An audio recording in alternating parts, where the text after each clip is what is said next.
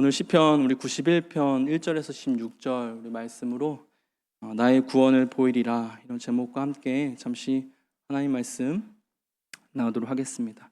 여러분 오늘 시편 우리 91편이잖아요. 91편을 이렇게 몇 번 읽다 보면은 어떤 느낌을 주냐 하면 이제 막 그 잔뜩 긴장한 어떤 신참 병사의 눈을 아주 뭐라 해야 되죠? 그 베테랑 마치 어떤 전쟁의 신과 같은 어떤 베테랑이 그 신참 병사의 눈을 뚫어지게 이렇게 쳐다보면서 격려하고 또 용기를 주는 그런 느낌. 그래서 걱정하지 마. 막 어깨에 툭툭 이게 두드리면서 뭔가 확신을 주는 이러한 어떤 격렬한 강렬한 어떤 격려, 그런 메시지를 몇 번 읽다 보면은 그렇게 느껴집니다. 제가 이렇게 그런 느낌이 들다 했는데 실제로 이제 자료를 좀 찾아보니까 여러분 이 시편의 별명 91편의 별명이 뭐냐 하면 2차 세계대전 때 그 참호의 시편이었다고 해요. 참호의 시편. 그러니까 전쟁터에 나간 이 병사들이 참호 속에서 얼마나 그 막 식은땀을 흐르고 초조해하고 불안하고 어떻게 자칫하면 그냥 총알 한 방에 죽잖아요. 그죠? 그런 불안과 두려움 속에서 2차 그 세계대전 때 그리스도인 군사들이 가장 많이 암송하고 읽고 서로 또 격려해 주던 그 시편이 바로 오늘 저와 여러분이 읽은 그 시편 91편이라고 합니다. 그러니까 참호의 시편이다. 그러한 별명을 가지고 있습니다. 어쩌면 우리들도 여러분 매일같이 참호 속에 있는 그런 불안처럼 또 힘들고 또 어찌할 바를 모르겠는 그런 상황들을 맞이할 때가 참 많이 있다 생각이 듭니다. 사실 우리도 인생을 살다 보면 여러분 보이지 않는 참호 속에 그 웅크리고 있는 병사들처럼 살고 있을 때가 참 많이 있습니다.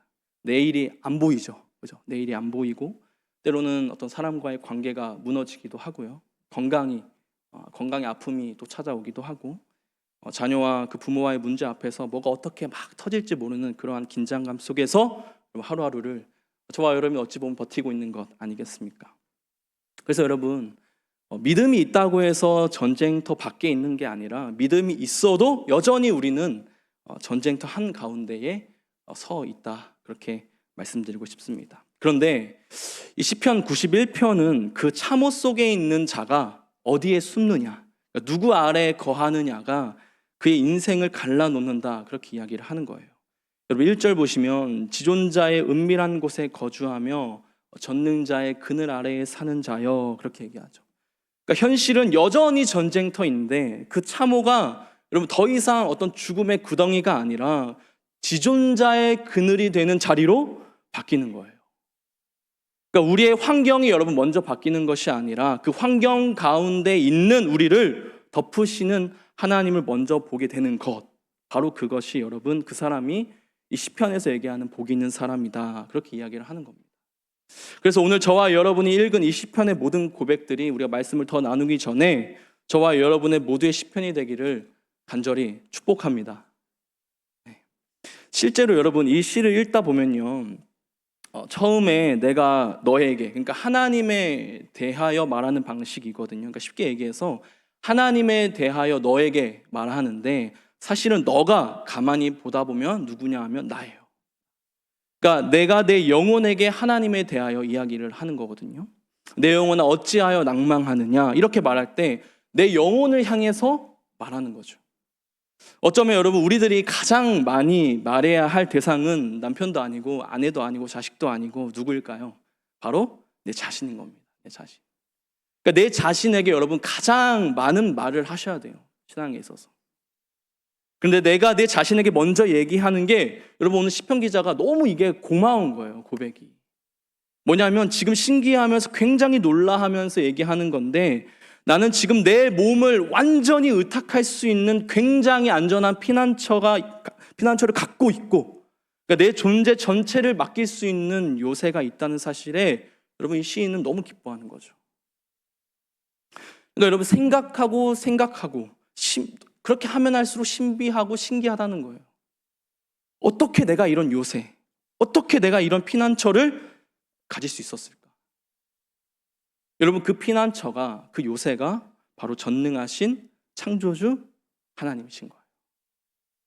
여러분 이게 제가 지금 이 드리는 말씀, 피난처와 요새가 그 창조주, 전능하신 하나님이시다. 이 말이, 고백이, 이 은혜가 정말 우리에게 확 이게 와닿아야 되는데, 전율처럼 확 느껴져야 되는데, 이 전능하신 창조주 하나님이 내 피난처라는 사실을 전율을 일으키면서 여러분 내 현실이 되는 것을 느껴지는 그때에 비로소 여러분, 저와 여러분이 이 시편 91편을 고백할 수가 있는 거예요. 진짜 이게 너무나 감격스러운 순간이죠. 지존자의 은밀한 곳에 거한다고 그래요, 여러분. 여러분, 지존자의 은밀한 곳은 기본적으로 구약에서는 어디를 가리킬까요? 구약에서는 성전을 가리킵니다. 여러분, 근데 성전의 핵심이 뭐죠? 성전의 핵심이 내 재물과 하나님의 만족하심이 만나는 자리가 성전이 아니라, 그죠? 하나님의 마음과 내 마음이 통하는 곳이 성전의 핵심이거든요. 여러분, 마음이 통하지 않으면 재물은 아무 소용없다고 여러분 이사야서에서 그득그득 하나님께서 말씀하시고, 이사야 1장부터 그렇게 말씀을 하세요. 무수한 재물이 내게 무엇이 유익하요? 헛된 재물을 내게 가져오지 말라. 그렇게 얘기하거든요. 그러니까 여러분, 성전의 핵심은 하나님의 마음과 나의 마음이 통하는 그곳. 여러분, 그곳이 성전인 거예요. 다시 말해, 구약에서 성전은 건물보다 이 하나님과의 언약적 임재, 하나님의 마음과 그 이스라엘 백성들, 하나님의 백성들의 마음이 만나는 자리가 여러분 성전이었습니다. 그러니까 재물이 드려졌기 때문에 성전이 아니라 하나님의 마음과 내 마음이 통하기 때문에 여러분 성전이 되는 거예요. 신약으로 넘어오면 여러분 그 성전의 실체가 누구십니까? 예수 그리스도이신 거예요. 그리스도 안에서, 성령 안에서 하나님과 우리의 마음이 깊이 연결되는 그 자리, 그게 바로 오늘 우리의 성전이다. 그렇게 신약에서 이야기하는 겁니다. 그래서 은밀한 것 중에 가장 은밀한 것이 어딜까요, 여러분? 우리 인체의 신체 기관 중에, 기관이라고 얘기할 수 없을 것 같은데 어딜까요? 그죠? 마음인 겁니다. 그러니까 아무도 모르는 내 불안, 수치, 상처, 그 깊은 곳까지 하나님께서 아시고 찾아오셔서 말씀과 성령으로 내 마음을 붙들어 주실 때의 그 전율, 여러분, 그 마음이 만나는 곳, 여러분, 그곳이 성전입니다. 여러분, 간혹 우리 그럴 때 있잖아요. 제가 그렇게 설명은 잘 안 되는데 아마 저와 여러분, 우리 믿음의 선배님도 다 그런 경험이 있다 생각이 듭니다. 뭐냐면 막 이렇게 어떤 때 말씀 한 구절 한 구절 읽다가도, 혹은 이렇게 찬양 한 구절 한 구절 그 가사의 고백이 정말 유난히 제 마음에 깊이, 너무 깊이 박혀가지고 온 몸에, 온 마음에 막 전율이 일어나고 마음이 꽉 잡히는 그런 순간, 아마 여러분 다 경험해 보셨으리라 생각이 듭니다. 그렇죠? 하나님이 나를 아신다. 지금도 나와 함께 하시는구나. 여러분, 이게 바로 지존자의 은밀한 곳에 거하는 경험입니다. 그 은밀한 교제가 있는 사람이 여러분 폭풍과 수많은 총알이 빗발치는 이 세상, 이 전쟁 가운데에 여러분 무너지지 않는 피난처를 가진 사람이 되는 거죠. 여러분, 우리가 살아가면서 누군가로부터 공격받을 때가 너무 많잖아요. 살아가면서. 그렇지 않습니까? 살아가면서 누군가로부터 여러분 무시당할 때가 너무 많아요. 누군가가 나를 뒤에서 비난하고 다닌다고 느낄 때가 많잖아요. 그래서 내가 모든 사람으로부터 외면당하고 그 홀로 서 있는 그런 느낌을 받을 때가 정말 많이 있지 않습니까? 실패를 통해서 세상으로부터 버림받는 것 같다고 한 느낌을 느낄 때가 있잖아요. 그때 여러분, 그때 나에게 피난처가 있다는 거, 나에게 안전한 요새가 있다고 하는 사실을 깨달을 때 여러분, 저와 여러분이 얼마나 감격스럽겠습니까? 그런데 그 피난처와 요새가 결코 실패하지 않으시는 여러분 창조주 하나님이신 거예요. 여러분 믿으십니까? 나를 목숨 걸고 여러분 사랑하시는 그 하나님이 나의 피난처고 나의 요새고 그러한 어떤 방패막이 되신다는 그 사실이 내 현재의 두려움을 압도해버리는 순간이 오는 거예요, 여러분. 네. 여러분, 우리는 현재 어려움의 그 어려운 바위 같은 어려움 속에서 힘들어하면서 아슬아슬하게 하나님 막 이렇게 살짝 들면서 하나님 이렇게 보는데, 오히려 그게 아니라 하나님이 나의 피난처 되심과 나의 요새 되심이 나를 압도해서 여러분 현실을 이렇게 누르는 순간이 오는 거예요. 수도 없이 나를 압제하고 억누르는 수많은 악인들을 향하여서 그들 심판해 버리시는 그 하나님, 나를 전율케 하는 사건이죠. 여러분 그 시간이 오늘 이 시간이 되기를 예수님의 이름으로 축원합니다. 그래서 시인은요 그 담대함으로 여러분 이제 내 생명과 직결되는 결정적인 위험들이 와도 하나님께서 나를 건지신다 그렇게 고백을 합니다. 우리 3절에서 4절까지 말씀인데 한번 같이 읽도록 하겠습니다. 3절에서 4절입니다. 시작. 이는 그가 너를 새 사냥꾼의 올무에서 그가 너를 그의 깃으로 덮으시리니 내가 그의 날개 아래에 피하리로다. 그의 진실함은 방패와 손 방패가 되시나니. 여러분 여기서 새 사냥꾼의 올무와 새 사냥꾼의 올무와 심한 전염병을 이제 이렇게 상징을 하는데 새 사냥꾼의 올무가 뭐죠? 새 사냥꾼의 올무? 어떤 걸 의미하냐면 되게 갑작스럽고 재빠른 걸 의미하는 거예요. 갑작스럽고 재빠른 거. 여러분 전염병이 눈에 보이세요? 보이지 않으세요? 보이지가 않죠. 그러니까 은밀하게 오지만 확실하게 오는 거죠. 전염병은 보이지 않지만 확실하게 오는 거죠. 이걸 이제 낮의 재앙과 밤의 재앙으로 계속해서 표현하는데 그런 상황에서도 시인은 하나님께서 나를 건지실 게 너무나 분명하게 느껴지는 거예요. 그러니까 온갖 위험으로부터 나를 지켜주는 힘은 어떤 프로그램도 아니고 어떤 방법도 아니고 내가 확보하고 있는 어떤 객관적인 조건도 아니고 하나님 자신이라는 거예요. 왜냐하면 하나님은 내 마음 깊숙한 곳에서부터 내 머리부터 발끝까지 내 모든 삶을 그리고 내 과거와 내 현재와 내 미래까지 내가 가는 어느 곳에서나 누구로부터라도 여러분 모든 상황 속에서 책임질 수 있는 분이시잖아요.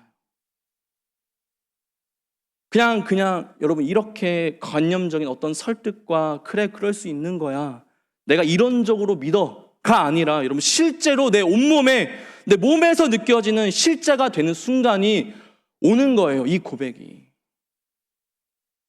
그래서 우리의 내면에서는요 밤에 퍼지는 전염병이건 갑작스럽게 닥치는 재앙이건 두려워하지 않아도 된다고 생각할 정도로 확신이 일어나는 거예요. 확신. 5절과 6절입니다. 우리 5절, 6절 같이 읽도록 하겠습니다. 시작.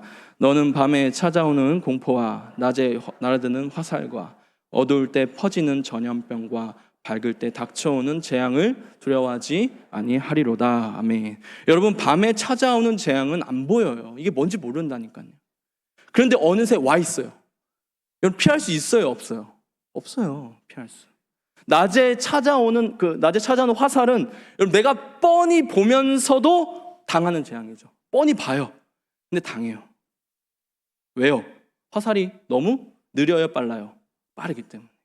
그러니까 그런데 그런 재앙으로부터 두려워하지 않는다는 거예요, 이 시인은. 왜냐하면 하나님이 계시는 한 이 모든 위협으로부터 속지 않아도 되는 거예요. 여러분 우리 사실 그런 거 있잖아요. 전염병이 올 때 옛날에 그 패스트 같은 거, 패스트가 와서 그런 얘기가 있죠. 죽은 사람보다도 오기 전에 죽은 사람이 더 많다. 그렇게 얘기를 하거든요. 패스트. 왜냐하면 두려움 때문에. 그러니까 우리들이 여러분 보통 가만히 이렇게 보면 어떤 어려움이 나에게 닥쳤기 때문이 아니라 그 어려움을 통해서 예측되는 두려움으로 인해서 더 두려운 거거든요. 그렇죠? 그래서 우리가 두려움의 실체를 여러분 믿음 안에서 정말 가만히 들여다보면 생각보다 그리 대단하지 않을 때가 많습니다. 제가 좀 거칠게 이제 표현하자면 그래 뭐 최악이면 어때? 뭐 죽기보다 더한 게 뭐가 있어? 난 죽어도 그리스도 안에서 사는데. 그러니까 제가 좀 거칠게 얘기한 겁니다. 라고 말할 수 있는 담대함이 생기는 거죠. 물론 이 말이 여러분 고통을 가볍게 여기는 말은 아닙니다. 고난은 실제고 아프고 여러분 눈물이 납니다. 하지만 그 고난이 우리에게 가할 수 있는 최대치가 어디까지인지 복음 안에서 다시 보게 되는 거예요. 그러니까 그 고난을 복음 안에서 여러분 다시 재해석할 수 있는 힘이 여러분 여기에 있는 거예요. 사도 바울에게 최악은 뭐였어요? 감옥이었어요. 그 감옥을 여러분 복음 안에서 재해석하는 거예요. 사도 바울은. 그래서 어떻게 고백합니까? 하나님의 말씀은 매이지 않는다. 꼭 고백하면서 복음을 전해요. 매를 맞아도 굶어도 갇혀도 그의 생명은 이미 그리스도 안에 감추어져 있기 때문에 여러분 그 어느 것 위협이 그 어느 감옥에 갇혀도 그 복음을 전하는 일에는 끝낼 수가 없는 거예요. 사도 바울은.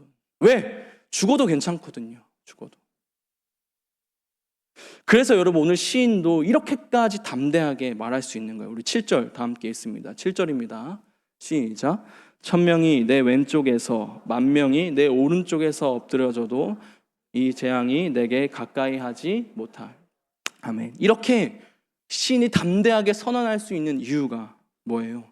나의 피난처이신 하나님 앞에서 이 모든 재앙과 또 어려움들을 뒤에서 조정하고 도모하고 일으키고 그리고 계속해서 나를 넘어뜨리고 하는 그 원수, 그 악인들의 운명이 어떻게 될 것인지를 뻔히 알고 있기 때문에 여러분 이 시인은 담대하게 선언하는 거예요. 너무나도 명백한 사실이라고 하는 거예요. 우리 8절 읽습니다. 8절입니다. 시작. 오직 너는 똑똑히 보리니 악인들의 보응을 내가 보리로다. 여러분 어떤 박수무당의 실제 간증이 있는데요. 어떤 책에 나오는 내용인데 박수무당이 이렇게 간증했어요. 여러분 잘 아시죠? 그 손 얻는 날 그거 아시죠? 뭐 결혼식이라든지 뭐 이사하는 날, 손 얻는 날 막 그런 얘기들이 있잖아요. 그러니까 이 박수무당이 어떻게 간증하냐면 손 없는 날을 택해서 무슨 일을 하려면 여간 어려운 일이 아니다. 일진을 살펴서 금지된 것을 하면 꼭 무슨 탈이 난다. 그런데 기독교 신자는 이런 것을 아무 때나 아무렇게나 하는데도 아무 탈이 없다. 이렇게 이제 자기 간증집에서 고백하는데 흔히들 그렇게 이야기를 하잖아요. 그죠? 여러분, 그러니까 우리 인생을 두고 정말 어둠 속에서 장난질하는 그런 것들에 영향을 받지 않고 아무 탈이 없는 이유가 여러분 그것을 저와 여러분이 뛰어넘어서 살기 때문이잖아요. 그죠? 저와 여러분이 이사할 때, 결혼식 할 때 손 없는 날 골라서 결혼하십니까? 아니잖아요. 근데 제가 결혼할 때 알아보니까 손 없는 날이더라고요. 그래서 저희는 어이가 없어가지고 가장 싼 날, 가장 사람 없는 날 그렇게 골랐는데 어떤 어르신이 얘기해 주시더라고요. 그래서 깜짝 놀랐는데. 네, 그렇죠. 그러니까 우리 인생을 두고 여러분 장난질하는 그런 어떤 어둠에 영향을 받지 않죠. 그죠? 그것을 뛰어넘기 때문에. 그래서 모세도 여러분 실제 이야기를 하잖아요. 우리 민수기 23장 23절인데 한번 같이 읽도록 하겠습니다. 시작. 야곱을 해야 할 점술이 없고 이스라엘을 해야 할 복술이 없도다. 이때의 야곱과 이스라엘에 대하여 논할진대 하나님께서 행하신 일이 어찌 그리 크냐 하리로다. 아멘. 야곱을 해야 할 점술이 없고 야곱 하나님의 백성을 해야 할 점술이 없고 이스라엘을 해야 할 복술이 없다. 그랬습니다. 왜냐하면 하나님께서 붙드시고 계시기 때문에 그런 거죠. 물론 여러분 오늘 시인이 이렇게 담대하지만 우리로 하여금 그리고 내 자리로부터 이탈하게 만드는 그런 가혹한 현실이 있다는 사실을 저와 여러분 모르지 않습니다. 그죠? 아마 그렇게 살아가고 계시는 분들이 많다라고 생각이 듭니다. 알고 있죠. 그런데 중요한 건 뭐냐면 그 현실보다도 여러분 그 현실에 대한 반응인 거예요. 뭐냐면 여러분 우리의 삶은 전부 다 반응이에요. 반응. 그 현실에 대한 반응, 두려움에 대한 반응. 그러니까 두려움을 두려워하는 게 문제거든요. 그런데 그 현실보다 현실을 뚫어지게 보면 달라요. 왜냐하면 무서운 현실이 왔는데 현실에 우리가 성실하고 충실하게 반응하면서 사는 거잖아요. 여러분 현실에 대한 충실하고 성실한 반응이 뭐예요? 두려움, 의심, 근심, 불안, 초조, 포기하고 싶은 마음. 이런 것들이 현실에 대한 아주 충실한 성실한 반응이죠. 이해되십니까? 현실에 대한 그런 것으로 여러분 반응하는 것은 결국 어떤 결과를 가져옵니까? 가만히 들여다보면 더 큰 고통을 우리 삶에 초대하는 거예요. 반대로 여러분 하나님의 약속과 뜻을 붙들고 끝내 그 약속에 사로잡혀 그냥 여러분 버티는 거예요. 버티면 여러분 가는 겁니다. 제가 사실 설교를 준비하다가 버티면 간다 이 말이 사실 좀 이렇게 무책임해 보일 수 있잖아요. 버티면 간다. 그런데 여러분 사실은 굉장히 중요한 말인 것 같아요. 버티면 간다. 세상에서 흔히 얘기하는 버텨서가 아니라 여러분 하나님의 그 신실한 약속이 나를 붙들고 끝내 그 약속에 확 사로잡혀 있을 때 여러분 진짜 버틸 수가 있는 거죠. 그래서 버티면 간다. 제가 그렇게 표현을 하는 겁니다. 여러분 우리가 두려움에게 너무 신속하게 반응하지 않는 게 너무 중요합니다. 그래서 이 시인이 온 힘을 다해서 하나님을 붙들고 싶어하는 우리들에게 고통스러운 현실 속에서도, 현실 안에서도 바로 하나님이 유일한 피난처시다 라는 사실을 잊지 말라고, 하나님은 붙드는 길만이 살 길이라고 간곡히 여러분 권하고 있는 거죠. 우리 9절과 우리 10절입니다. 같이 큰 목소리로 읽겠습니다. 시작. 내가 말하기를 여호와는 나의 피난처시라 하고 지존자를 너의 거처로 삼았으므로 화가 내게 미치지 못하며 재앙이 내 장막에 가까이 오지 못하리니. 아멘. 여러분, 이렇게 말할 수 있는 이유는 너무나 분명하죠. 가장 위험한 상황이 밀어닥친다면 하나님은 어떻게 해서라도 저와 여러분을 여러분 지키실 겁니다. 어떻게요? 천사들을 보내서라도 우리를 지키실 것이기 때문이다 라고 말할 수 있습니다. 여러분, 천사들은 우리들의 발이 돌에 부딪히지 않도록 자기 손을 여러분 기꺼이 내어줄 거예요. 우리들의 발을 힘있게 해서 여러분 가장 안전하게 만들어 줄 것입니다. 그래서 여러분, 우리의 발이 용기를 얻고 힘을 얻어서 사자도 밟고 독사도 밟게 할 거라고 여러분 약속하세요. 우리 11절에서 13절 말씀인데 우리 같이 다시 한번 읽도록 하겠습니다. 시작. 그가 너를 위하여 그의 천사들을 명령하사 내 모든 길에서 너를 지키게 하심이라. 그들이 그들의 손으로 너를 붙들어 발이 돌에 부딪히 내가 사자와 독사를 밟으며 젊은 사자와 뱀을 발로. 사랑하는 성도 여러분, 아멘이십니까? 아멘. 그런데 제가 이 말씀을 약간 설명해야 될 필요가 있다 생각이 듭니다. 왜냐하면 약간 이게 시적으로 표현하면 시적 과장이잖아요. 이 표현이 시적 과장. 근데 물론 때로는 사실적으로 확증되기도 합니다. 이게 무슨 말이냐면 다윗 같은 경우에는 진짜 사자와 곰을 어떻게 했어요? 발로 밟았죠. 그렇죠? 사자와 곰의 수염을 잡아서 죽였다고 그 사무엘상 17장에 나오기도 하는데, 어찌 됐든 그렇게 사실이 될 수도 있어요, 이 말씀이. 그렇지만 우리들의 일상에서는 약간 시적 과장의 표현일 뿐이죠. 쉽게 말해 과장이에요. 그러니까 이 말씀을 너무 직접적으로 적용하는 경우에 이럴 수 있는 거죠. 그러니까 우리 마음을, 여러분, 저와 여러분의 마음을 먼저 살펴봐야 하는데, 자칫 이 말씀을 우리로 하여금 어떤 종류의 위험에 대해서도 겁없이 달려갈 수 있게 하는 그런 말씀으로 이해해야 하는 것은 조심해야 됩니다. 그러니까 무슨 말인가 하면, 하나님께서 무능하셔서가 아니라 하나님께서 혹은 지키시지 않을 가능성이 있기 때문이 아니라 누구 때문이냐면 바로 나 때문이에요. 저와 여러분 때문에. 그래서 조심해야 됩니다. 저는요, 제 자신을 볼 때 마찬가지지만 우리들은요, 그러니까 자주 무모한 자기 과시로 하나님을 시험하려고 하는 얄팍한 그 욕망에 사로잡힐 수 있다라고 생각을 해요. 저를 제 스스로 봐도. 그러니까 기도원에 다니는 분들이 전부 다 그런 건 아니지만, 여러분 그런 거 있잖아요. 왜 자꾸 우리가 특별한 그 기적을 자꾸 보려고 합니까?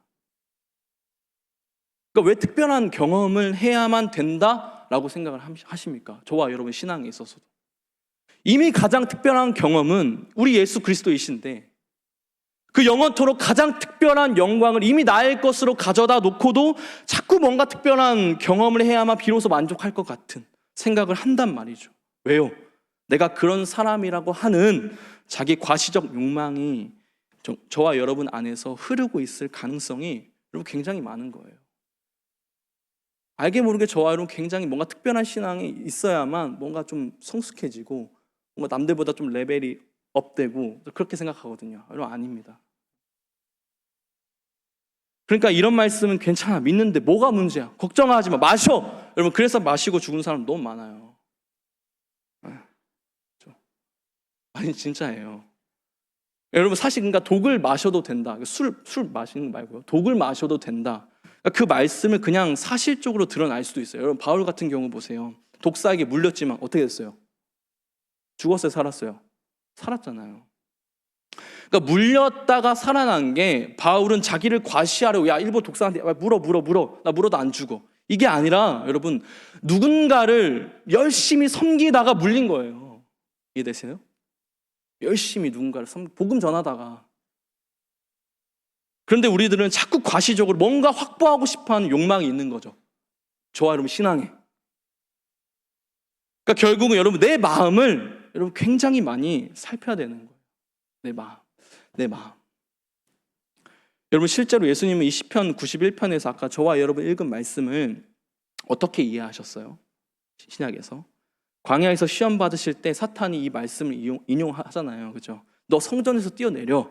그러면 천사들이 하나님께서 하나님을 보내셔서 너 발이 부딪히지 않도록 지키실 거야. 너 하나님의 아들이라며.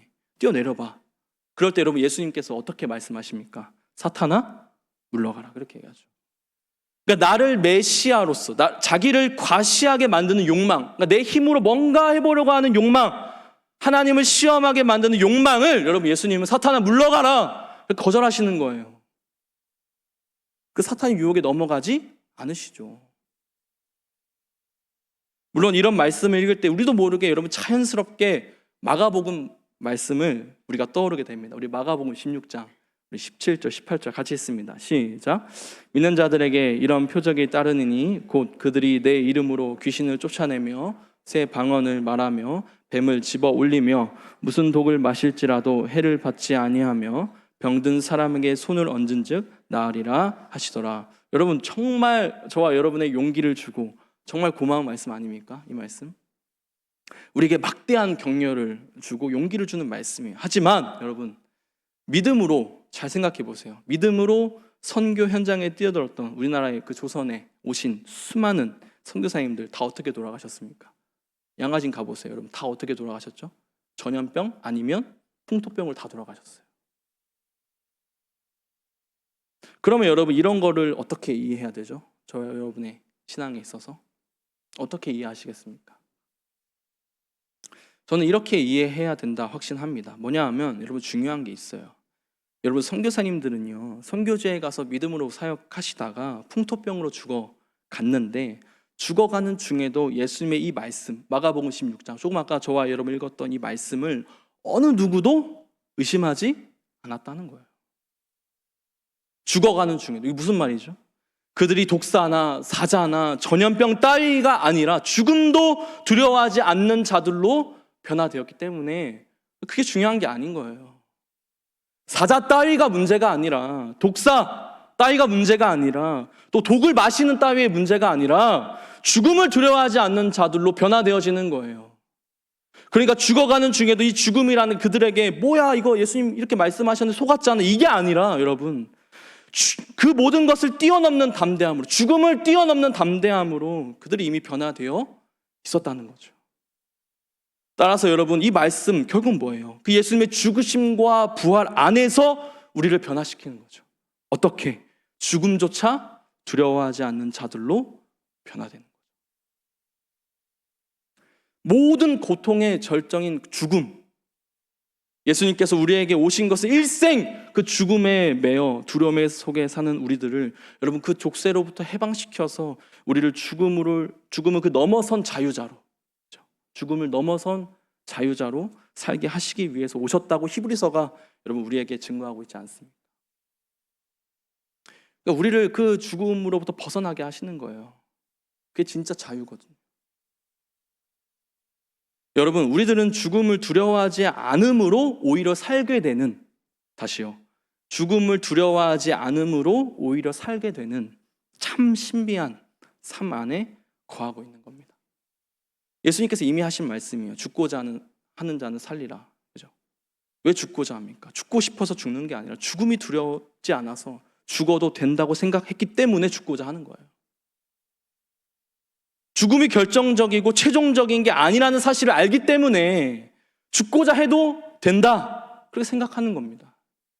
그 믿음 속에 우리가 거하기 때문에 살 거라는 거예요. 도리어 살 거라는 거예요. 그래서 기꺼이 죽음으로 그리고 죽음을 결코 두려워하지 않음으로 살게 되는 자로 우리가 부름받았다라고 하는 겁니다. 그 담대함을 이 말씀이 오늘도 저와 여러분에게 주고 있다는 거죠. 여러분 시인이 결정적으로 이제 중요한 것 중에 또 하나가 있는데 이 시인이 그토록 험한 위기 속에서도 이토록 담대하게 또 외칠 수 있는 이유는 하나님의 진실하신 사랑입니다. 아까 우리 4절도 읽었는데 우리 4절 한 번만 같이 읽어보도록 하겠습니다. 우리 4절입니다. 우리 성경책 보시면서 같이 읽겠습니다. 시작. 그가 너를 그의 깃으로 덮으시리니 내가 그의 날개 아래에 피하리로다. 그의 진실함은 방패와 송방패가 되시라. 제가 이 말씀 좀 빼먹을까 했는데 사랑을 빼먹을 수가 없겠더라고요. 여러분, 그의 깃은 사랑이죠. 사랑. 그의 진실함은 우리의 방패예요. 여러분, 하나님의 진실하심은 곧 그의 약속이죠. 하나님의 약속은 진실하고 확실해요. 그러니까 우리는요, 위기가 닥치면 자연스럽게 어떻게 해요? 변명과 거짓으로 위기를 모면하려고 애쓰게 되는데, 우리가 알듯이 그 길을 어떻게 됩니까? 거짓, 변명, 그 길 어떻게 됩니까? 그 길은 당장 사는 것 같은데 결국은 뭐예요? 죽는 길인 거예요. 거짓은요, 항상 상황을 복잡하게 만드는 것 같아요. 파괴적으로 만들죠. 왜요? 거짓의 아비가 누구죠? 바로 사탄이기 때문에 그렇죠. 여러분, 그래서 우리는 믿어야 돼요. 하나님의 진실한 사랑 안에 거하기만 하면 아무도 두려워할 필요가 없다는 거죠. 그래서 결국 결론적으로 시인은 이러한 진실한 하나님과의 소통 속에서 그가 하나님과 소통할 때마다, 성전에 들어가 또 기도할 때마다, 우리가 예배를 드리면서 하나님의 마음과 나의 마음이 통할 때마다 하나님으로부터 확고한 약속을 듣는 거예요. 그게 이제 여러분 14절부터 16절입니다. 우리 같이 읽도록 하겠습니다. 시작. 하나님이 이르시되 그가 나를 사랑한즉 내가 그를 건지리라. 그가 내 이름을 안즉 내가 그를 높이리라. 그가 내게 간구하리니 내가 그에게 응답하리라. 그들이 환난 당할 때에 내가 그와 함께하여 그를 건지고 영화롭게 하리라. 내가 그를 장수하게 함으로 그를 만족하게 하며 나의 구원을 그에게 보이리라 하시도다. 아멘. 이 아마 제가 알기로는 14절부터 16절까지가 우리 그 고 오카노 목사님께서 가장 좋아하는 말씀이었다라고 제가 기억을 하고 있는데, 잠깐만 설명을 드리면, 여러분, 그가 나를 사랑한즉 내가 그를 건지리라, 이 말은 사실은 하나님 편에서 우리를 격려하시는 과장인 거예요. 하나님 편에서 나를 격려하시는 과장. 우리가 하나님을 사랑하기 때문에 하나님께서 우리를 건지시는 게 아니에요. 그러니까 저와 여러분, 하나님을 사랑할 수 있어요, 없어요? 없어요. 사랑할 수 없어요, 저와 여러분.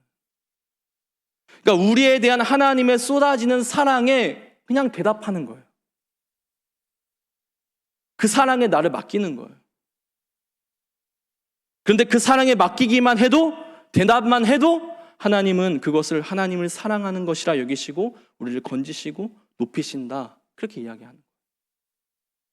그리고 우리와 지속적으로 소통하시겠다고 말씀하시고, 내가 너에게 응답하겠고, 우리가 환난이 덮칠 때, 우리가 피난처를 찾기도 전에, 우리가 요새를 찾기도 전에 하나님께서 먼저 우리를 찾으신다는 거예요.